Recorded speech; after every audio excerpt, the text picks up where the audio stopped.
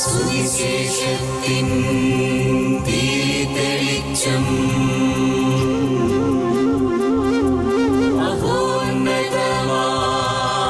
ആത്മാർപ്പണം വചനം സത്യം ജീവദായകം വചനം സത്യം ജീവദായകം വചനം സത്യം ജീവദായകം.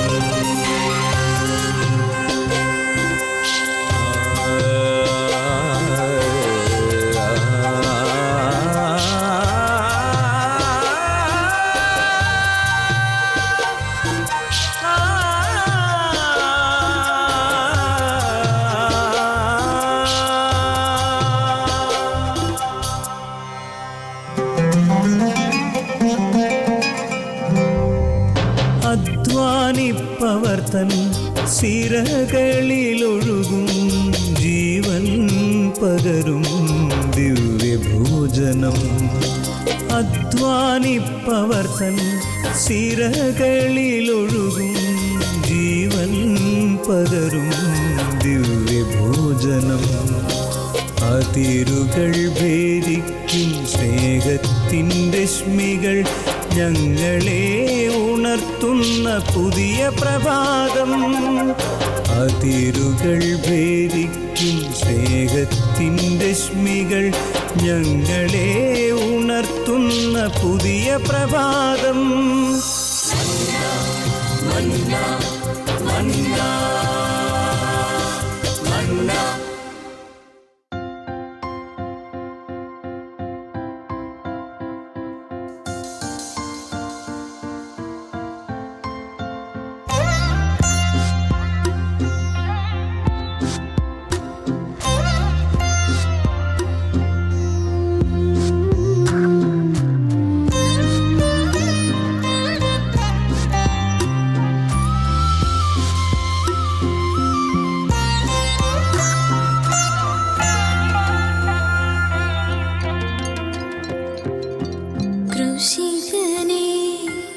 ഉദ്ധിതനെ മർത്യനെ കാത്തിടണേ.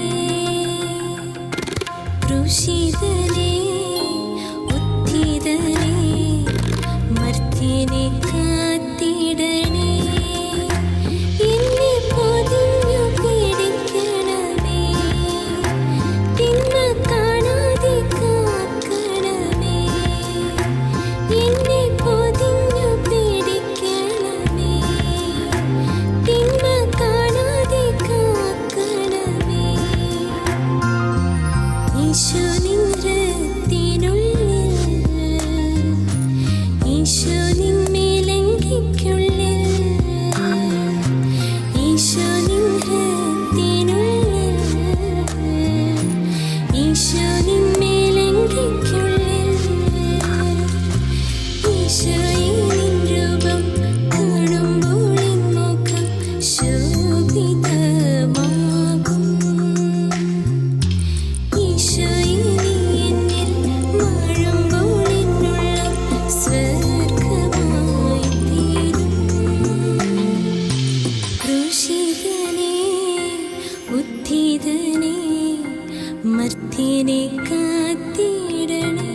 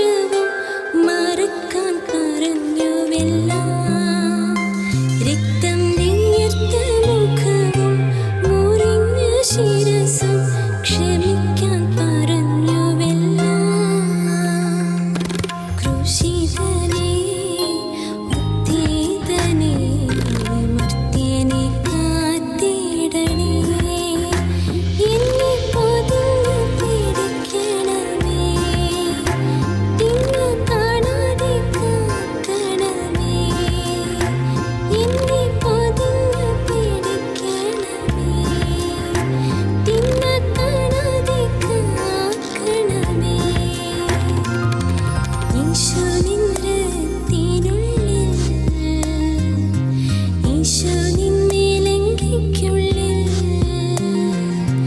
ഈശോ നിന്റെ ഹൃദയത്തിനുള്ളിൽ, ഈശോ നിന്നെ ലങ്കിക്കുള്ളിൽ,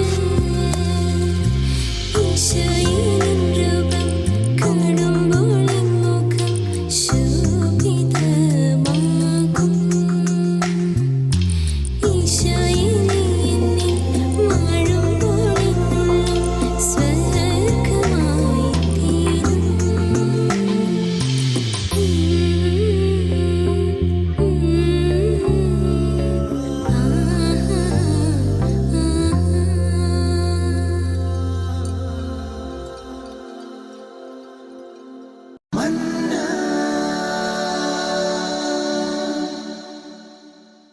എഫേസസ് ലേഖനം 2-ാം അധ്യായം 10-ാമത്തെ തിരുവചനത്തിൽ നമ്മളിങ്ങനെയാണ് വായിക്കുന്നത്: നാം ദൈവത്തിൻ്റെ കരവേലയാണ്, നാം ചെയ്യാൻ വേണ്ടി ദൈവം മുൻകൂട്ടി ഒരുക്കിയ സൽപ്രവൃത്തികൾക്കായി യേശുക്രിസ്തുവിൽ സൃഷ്ടിക്കപ്പെട്ടവരാണ്.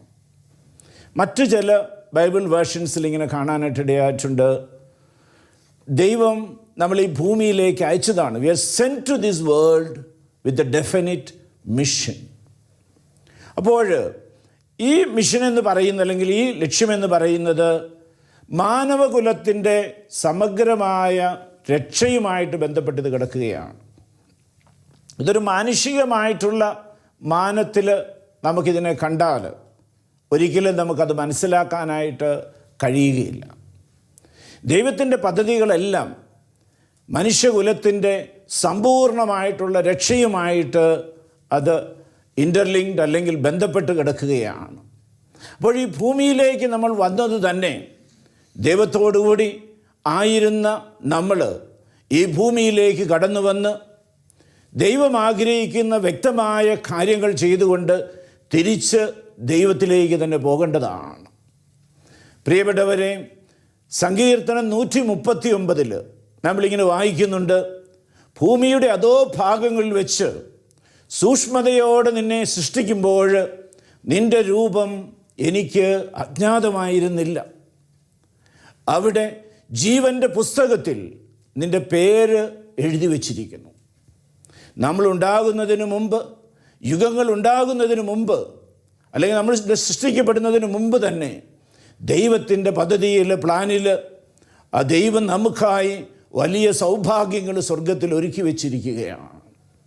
ഈ ഭൂമിയിലേക്ക് നമ്മൾ അയക്കപ്പെട്ടവരാണെങ്കിൽ ഈ ദൈവിക ലക്ഷ്യങ്ങൾ പൂർത്തീകരിച്ച് തിരിച്ച് ദൈവസന്നിധിയിലേക്ക് ചെല്ലേണ്ടവരാണ്. അതുകൊണ്ടാണ് റോമാലേഖനത്തിൽ 8-ാം അധ്യായത്തിൽ നമ്മൾ വായിക്കുന്നുണ്ട്: വീണ്ടും ഭയത്തിലേക്ക് നയിക്കുന്ന ഭീരുത്വത്തിൻ്റെ ആത്മാവിനെ അല്ല, ശക്തിയുടെ ആത്മാവിനെ, ധൈര്യത്തിൻ്റെ ആത്മാവിനെയാണ് ദൈവം നമുക്ക് നൽകിയിരിക്കുന്നത്. ഈ ആത്മാവ് നമ്മുടെ ആത്മാവിനോട് ചേർന്നുകൊണ്ട് ആബാ പിതാവേ എന്ന് വിളിക്കുന്നു. പ്രിയപ്പെട്ടവരെ, യേശു തമ്പുരാൻ തൻ്റെ പരസ്യജീവിത കാലത്ത് ഇങ്ങനെ പഠിപ്പിച്ചു: എൻ്റെ പിതാവിൻ്റെ ഭവനത്തിൽ അനേകം വാസസ്ഥലങ്ങളുണ്ട്, ഇല്ലെങ്കിൽ ഞാൻ നിങ്ങളോട് പറയുമായിരുന്നു എന്ന്. അപ്പോൾ ഇത് രണ്ടും കൂട്ടിച്ചേർത്ത് വായിക്കുമ്പോൾ ഈ ഭൂമിയിൽ ഹ്രസ്വകാലത്തേക്ക് നമ്മൾ കടന്നു വന്ന് ദൈവത്തിൻ്റെ ഇഷ്ടം നിറവേറ്റിക്കൊണ്ട് തിരികെ ദൈവസന്നിധിയിലേക്ക് കടന്നു ചെല്ലേണ്ടവരാണ് നമ്മൾ. ഇതിന് തടസ്സം സൃഷ്ടിക്കുവാനായിട്ട് പിശാച് ഉപയോഗിക്കുന്ന ഏറ്റവും വലിയ തന്ത്രമെന്ന് പറയുന്നത് മനുഷ്യൻ്റെ ഐക്യത്തെ തകർക്കുക എന്നുള്ളതാണ്. അവൻ പർദീസായിൽ തുടങ്ങി ഇന്നും മനുഷ്യകുലത്തിൽ ആവർത്തിച്ചു കൊണ്ടിരിക്കുന്ന വലിയൊരു തിന്മയാണ് മനുഷ്യരുടെ ഇടയിലെ ബന്ധങ്ങൾ വിച്ഛേദിക്കുക, അല്ലെങ്കിൽ ബന്ധങ്ങളിൽ വിള്ളലുണ്ടാക്കുക, പരസ്പരം വെറുപ്പ്, വിദ്വേഷം, വൈരാഗ്യം, പക, കോപം, സ്വാർത്ഥത, ഇങ്ങനെയുള്ള തിന്മകളിലേക്ക് മനുഷ്യനെ നയിക്കുക. ഇതൊന്നും ദൈവത്തിൽ നിന്ന് നമുക്ക് ലഭിക്കുന്നതല്ല. പരിശുദ്ധാത്മാവിൻ്റെ ഫലങ്ങൾ ഗലാത്യ ലേഖനം 5 നമുക്ക് വളരെ പരിചിതമാണ്. അത് സ്നേഹം, സന്തോഷം, സമാധാനം, ദയ, ആനന്ദം, ആർദ്രത, ഇങ്ങനെ പോകുന്നെങ്കിൽ നമ്മൾ ഈ കേട്ട എതിർഫലങ്ങളെല്ലാം അത് ജഡത്തിൻ്റെ വ്യാപാരങ്ങളായിട്ടാണ് അവിടെ ക്ലാസിഫൈ ചെയ്തിരിക്കുന്നത്. ഈ ഭൂമിയിൽ ഇങ്ങനെയുള്ള തിന്മകളെ അതിജീവിച്ചുകൊണ്ട് നമ്മൾ സ്വർഗോന്മുഖരായി ജീവിക്കുമ്പോൾ അവിടെ ദൈവം തൻ്റെ അനന്തമായ കാരുണ്യവും അനുഗ്രഹവും വർഷിക്കുമെന്ന് സങ്കീർത്തനം 133 നമ്മളിങ്ങനെയാണ് വായിക്കുക. അവിടെ ഇങ്ങനെയാണ് പറയുന്നത്, സഹോദരരുടെ ഏക മനസ്സായി ഒരുമിച്ച് വസിക്കുന്നത് എത്ര വിശിഷ്ടവും സന്തോഷപ്രദവുമാണ്. അവിടെയാണ് കർത്താവ് തൻ്റെ അനുഗ്രഹവും അനന്തമായ ജീവനും പ്രദാനം ചെയ്യുന്നത്. ഇത് കുടുംബ പശ്ചാത്തലത്തിൽ മാത്രമല്ല, എല്ലാ കമ്മ്യൂണിറ്റി ലെവലിലും ഇത് ആപ്ലിക്കബിളാണ്. അത് പ്രാർത്ഥനാ ഗ്രൂപ്പ് ആയിക്കൊള്ളട്ടെ, മറ്റ് കോൺഗ്രിഗേഷൻസ് ആയിക്കൊള്ളട്ടെ, എവിടെ ഈ ദൈവവുമായിട്ടുള്ള ബന്ധം വിച്ഛേദിക്കപ്പെടുന്നത് സഹോദരങ്ങളുമായിട്ടുള്ള ബന്ധത്തിൽ വരുന്ന വിള്ളൽ കൊണ്ടാണ്.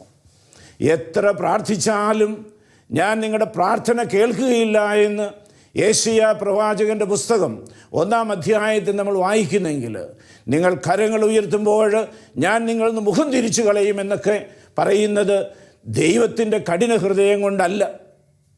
ദൈവത്തിലേക്ക് നമ്മുടെ പ്രാർത്ഥനകൾ ഉയരാൻ കഴിയാത്ത വിധം നമ്മളും ദൈവവുമായിട്ടുള്ള ബന്ധം വിച്ഛേദിക്കപ്പെടുകയാണ് ഈ അവസരങ്ങളിൽ.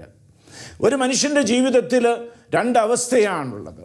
ഒന്ന്, കരുത്തുറ്റ ദൈവമകനായിട്ട് അവൻ്റെ സ്വർഗീയ യാത്രയിൽ ആ സ്വർഗീയ ലക്ഷ്യങ്ങളെ മുമ്പിൽ കണ്ടുകൊണ്ട് അവന് മുമ്പോട്ട് പോകാനായിട്ട് കഴിയും. അതല്ലെങ്കിൽ പിശാചിൻ്റെ അടിമയാണ്. അടിമ ഒരിക്കലും സ്വതന്ത്രനല്ല. ഈശോ തന്നെ യോഹന്നാന്റെ സുവിശേഷം 8-ാം അധ്യായത്തിൽ വ്യക്തമായിട്ട് പറയുന്നുണ്ട്, പാപം ചെയ്യുന്നവൻ പാപത്തിൻ്റെ അടിമയാണ്, സഹോദരനെ വെറുക്കുന്നവൻ കൊലപാതകിയാണെന്ന് വീണ്ടും യോഹന്നാൻ ശ്ലീഹ പറയുന്നെങ്കിൽ, പ്രിയപ്പെട്ടവരെ, ഞാനും എൻ്റെ സഹോദരനുമായിട്ടുള്ള അകൽച്ച എന്ന് പറയുന്നത് ഞാനും ദൈവവുമായിട്ടുള്ള അകൽച്ച തന്നെയാണ്. എൻ്റെ ആത്മീയ യാത്രയിൽ, എൻ്റെ സ്വർഗീയ ലക്ഷ്യപ്രാപ്തിയിൽ ഇത് തടസ്സങ്ങൾ സൃഷ്ടിക്കുകയാണ്. ഇത് ദൈവം ചെയ്യുന്ന പ്രവൃത്തിയല്ല. ദൈവം നമുക്കായി വാസസ്ഥലമൊരുക്കി കാത്തിരിക്കുന്ന ഒരു ദൈവത്തെയാണ് ഈശോ നമ്മളെ പരിചയപ്പെടുത്തിയത്. അല്ലെങ്കിൽ ബൈബിളിൽ സങ്കീർത്തനം 139 നമ്മൾ കണ്ടത്. ഇവിടെ എനിക്ക് കൂടി പറയാൻ ആഗ്രഹിക്കുകയാണ്, സഹോദരർ ഏക മനസ്സായി ഒരുമിച്ച് വസിക്കുന്നത് എത്ര വിശിഷ്ടവും സന്തോഷപ്രദവുമാണ്. അവിടെയാണ് ദൈവം തൻ്റെ അനന്തമായ കാരുണ്യവും അനുഗ്രഹവും വർഷിക്കുന്നത്. പ്രിയപ്പെട്ടവരെ, പലപ്പോഴും പലരുടെയും ജീവിതത്തിൽ ഇതുപോലത്തെ കൈപ്പേറിയ അനുഭവങ്ങളുണ്ടായിട്ട് പകച്ചു നിൽക്കുന്ന മനുഷ്യരെ കാണാനായിട്ടിടയായിട്ടുണ്ട്. ഒരിക്കൽ സഹോദരങ്ങൾ തമ്മിൽ വളരെ ഗൗരവമായിട്ടുള്ള വഴക്ക്. അദ്ദേഹം ഈ ഗൾഫിൽ, മിഡിൽ ഈസ്റ്റിലൊരു രാജ്യത്ത് ജോലി ചെയ്യുന്ന ഒരു വ്യക്തിയാണ്. അദ്ദേഹത്തിൻ്റെ പ്രശ്നം ഇതായിരുന്നു, അദ്ദേഹം സ്വന്തം സഹോദരനെ വലിയ ചിലവൊക്കെ മുടക്കി ഈ രാജ്യത്ത് ജോലിക്ക് കൊണ്ടുവന്നു. ഇവിടെ വന്നു കഴിഞ്ഞ ആ സഹോദരൻ പല കൂട്ടുകെട്ടിലൊക്കെ ഇടപെട്ട് അവൻ വളരെ മോശമായ രീതിയിൽ ജീവിക്കാൻ തുടങ്ങി. അങ്ങനെ അവൻ സ്വന്തം ജ്യേഷ്ഠത്തിക്കെതിരായിട്ട് തന്നെ ചില തെറ്റായിട്ടുള്ള കാര്യങ്ങളൊക്കെ അവൻ പ്രചരിപ്പിച്ച് അങ്ങനെയൊക്കെ നടക്കുന്ന സമയത്ത് ഈ ജ്യേഷ്ഠൻ വലിയ വേദനയോടുകൂടെ അവനോട് ചോദിക്കാനായിട്ട് ചെന്നപ്പോൾ, അല്ലെങ്കിൽ അവൻ്റെ അമ്മയെ വിളിച്ച് അവൻ ഈ കാര്യങ്ങളൊക്കെ പറഞ്ഞു. അപ്പോൾ അമ്മ എടുത്ത് പറഞ്ഞൊരു കാര്യം ഇതാണ്, അതൊക്കെ നീ ശ്രദ്ധിക്കേണ്ട കാര്യമാണ്. അപ്പോൾ ഇവനിവിടെ നിന്നോട് പറഞ്ഞു, ഇനി നമ്മുടെ വീട്ടിൽ, അല്ലെങ്കിൽ എൻ്റെ വീട്ടിൽ ഇനി അവനെ കയറ്റുകയില്ല, നാട്ടിൽ പോയാൽ അവൻ എങ്ങനെയെങ്കിലും ജീവിക്കട്ടെ. അപ്പോൾ അമ്മ പറഞ്ഞു, നിനക്കതിനിവിടെ വീടില്ലല്ലോ, വർഷങ്ങളായിട്ട് കിടന്ന് കഷ്ടപ്പെട്ട് ഒരുപാട് കടബാധ്യതകൾ വീട്ടിലുണ്ടായിരുന്നു, അതെല്ലാം വീട്ടി അതിനുശേഷം ഒരു വീടൊക്കെ പണിത് അവിടെ ജീവിക്കാൻ തിരിച്ചെല്ലാണ്ടൊക്കെ ഒരുങ്ങിയിരിക്കുന്ന കാലഘട്ടത്തിലാണ് അമ്മ പറയുന്നത്, നിനക്കിവിടെ വീടില്ലല്ലോ. കാരണം അമ്മയും അനുജനും കൂടെ ഒത്ത് ആ വീട് പണിതത് ആ സഹോദരൻ്റെ, ഇളയ സഹോദരൻ്റെ പേരിൽ, അല്ലെങ്കിൽ ആ സ്ഥലം എഴുതി കൊടുത്തത് അവനാണ്.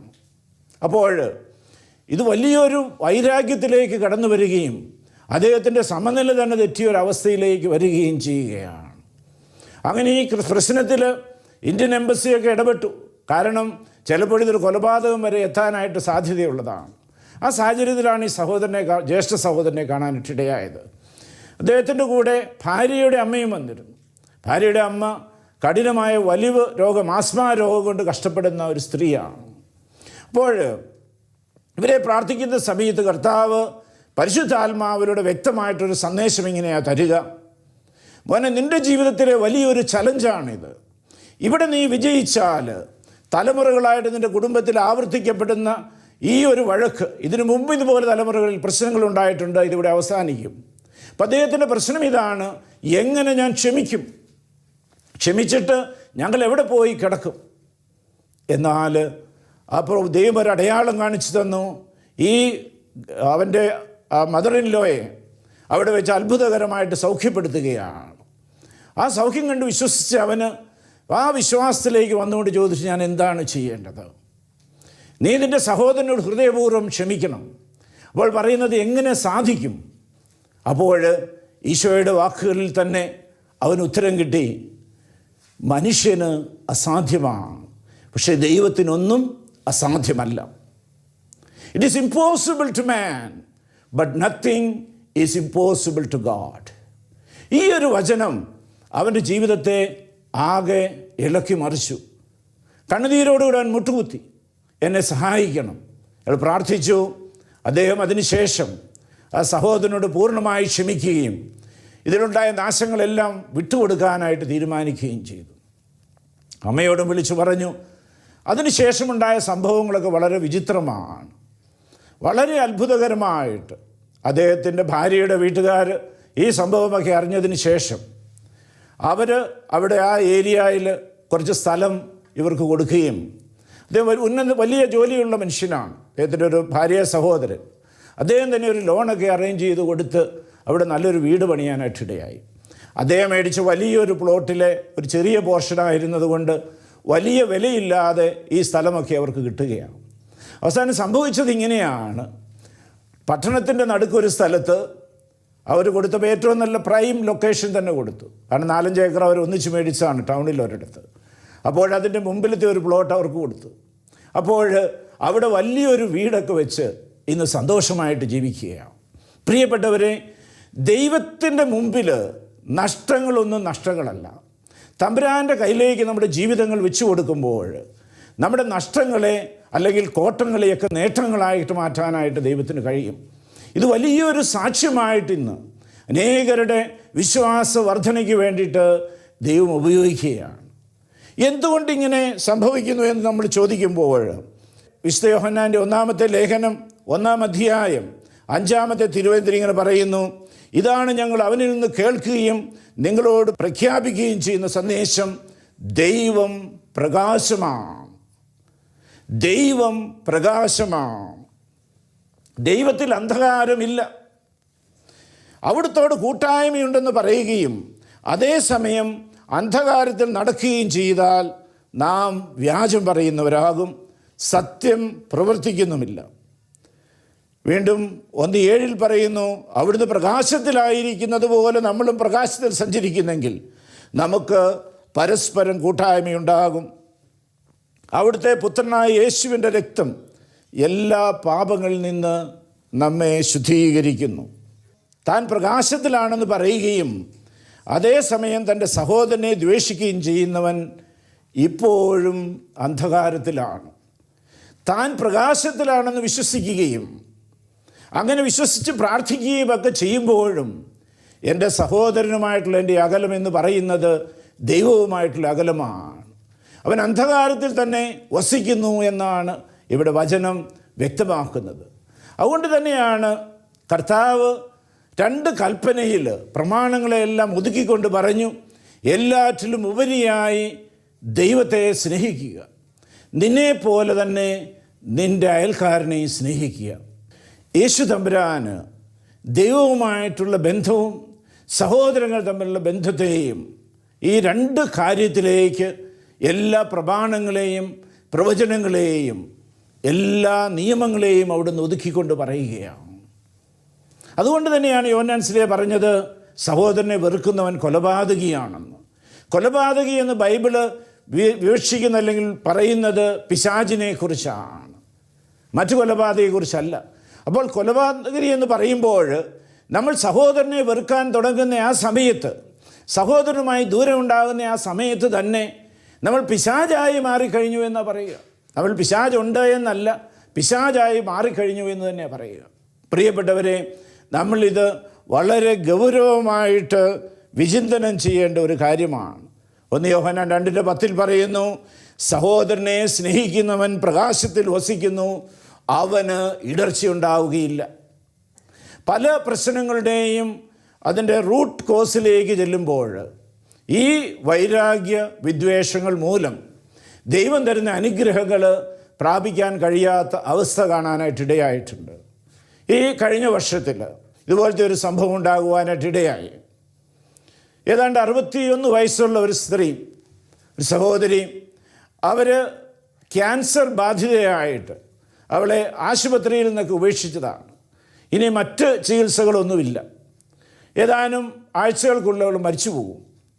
അങ്ങനെ വളരെ രോഗിണിയായിട്ടുള്ള അവസ്ഥയിൽ ധ്യാനിപ്പിക്കുന്ന സ്ഥലത്ത് കൊണ്ടുവന്നു. ധ്യാനത്തിൻ്റെ 2ാമത്തെ ദിവസം തന്നെ കൗൺസിലിങ്ങിലൂടെ അല്ലെങ്കിൽ പ്രാർത്ഥനയിലൂടെ പരിശുദ്ധാത്മാവ് ഒരു കാര്യം വെളിപ്പെടുത്തി. ഇവരുടെ കുടുംബത്തിൽ ഗൗരവമായിട്ടുള്ള വെറുപ്പിൻ്റെ, പരസ്പര വിദ്വേഷത്തിൻ്റെ, അല്ലെങ്കിൽ സഹോദരങ്ങൾ തമ്മിലുള്ള ബന്ധത്തിൽ തകർച്ചകളുണ്ട്. ഇതിൽ നിന്ന് പുറത്തു വന്നാൽ മാത്രമേ ഇവർക്ക് ദൈവത്തിൻ്റെയുമായിട്ടൊരു ബന്ധം നേരെയാക്കുവാനും ദൈവം ഒരു അത്ഭുതം പ്രവർത്തിക്കാനായിട്ട് കഴിയുകയുള്ളൂ. അവർ ഒത്തിരി പ്രാർത്ഥിച്ചു, ഒരുപാട് നേർച്ച കാഴ്ചകളൊക്കെ ചെയ്തു. എന്നിട്ടും എന്തുകൊണ്ട് ദൈവം പ്രാർത്ഥന കേൾക്കുന്നില്ല? ദൈവം പ്രാർത്ഥന കേൾക്കാത്തതല്ല. ദൈവം അനന്ത കാരുണ്യവാനും സ്നേഹനിധിയുമാണ്. തൻ്റെ മക്കളെ അവിടുന്ന് സ്നേഹിക്കുന്നു. നിരന്തരമായിട്ട് അവിടുന്ന് അനുഗ്രഹം വർഷിച്ചു കൊണ്ടിരിക്കുകയാണ്.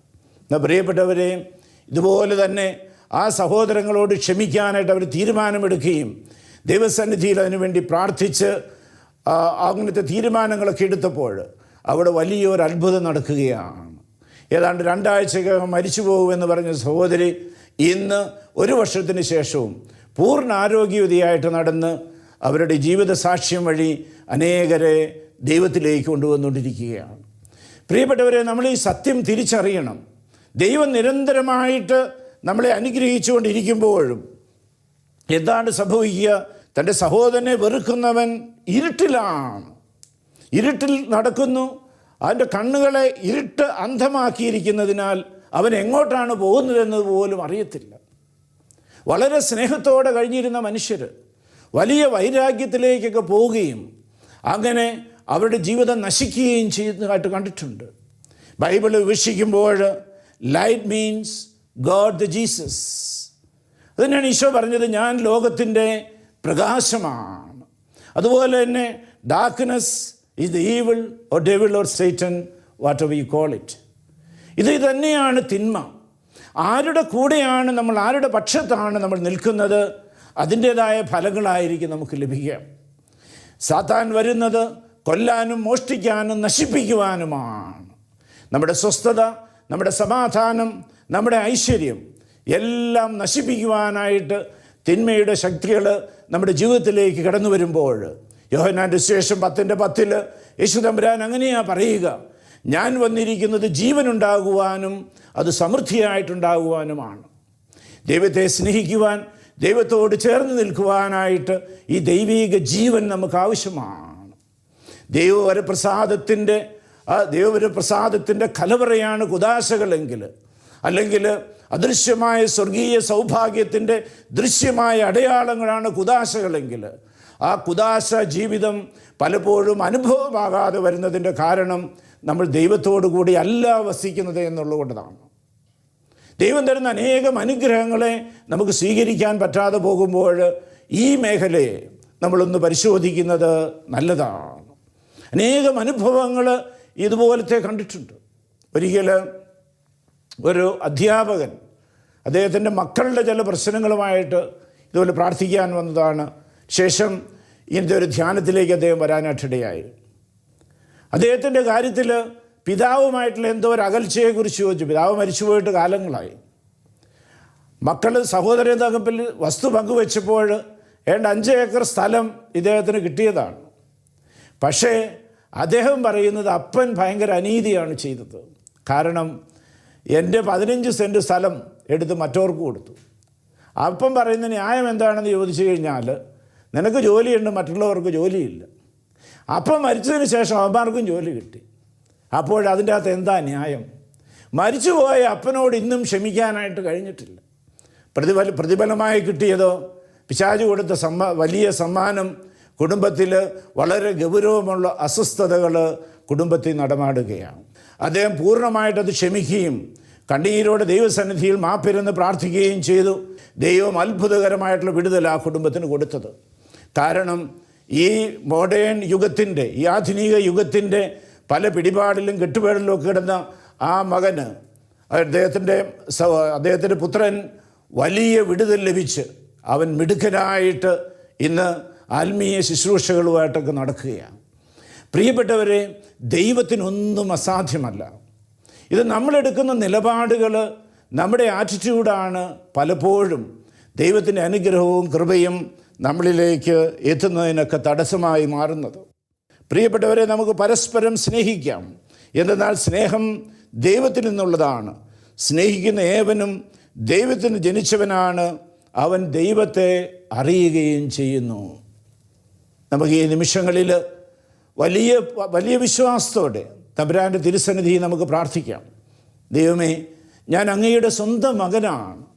അങ്ങ് വലിയ വില കൊടുത്ത് നേടിയ ദൈവത്തിൻ്റെ സ്വന്തം പുത്രനും പുത്രിയുമാണ് ഞങ്ങൾ.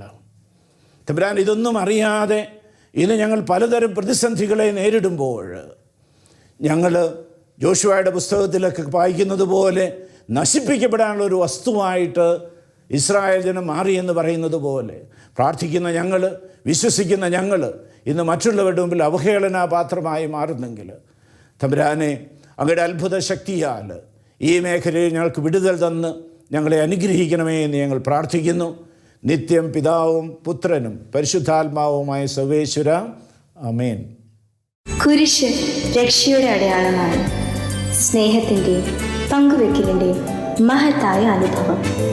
ആ വലിയ രക്ഷയുടെ സാന്നിധ്യം നമ്മുടെ ജീവിതത്തെ സമ്പൂർണ്ണമാക്കട്ടെ. ഏവർക്കും ക്രിസ്തു സ്നേഹവും സമാധാനവും നേരുന്നു. പ്രാർത്ഥനയിൽ നമുക്ക് പരസ്പരം ഓർമ്മിക്കാം. നിങ്ങളുടെ അഭിപ്രായങ്ങളും നിർദ്ദേശങ്ങളും ഞങ്ങളെ അറിയിക്കാൻ മറക്കരുത്. eldroyvision.uae@gmail.com. ഞങ്ങളെ ഉണർത്തുന്ന പുതിയ പ്രഭാതം, അതിരുകൾ ഭേദിക്കും സ്നേഹത്തിൻ്റെ രശ്മികൾ. ഞങ്ങളെ ഉണർത്തുന്ന പുതിയ പ്രഭാതം. മന്ന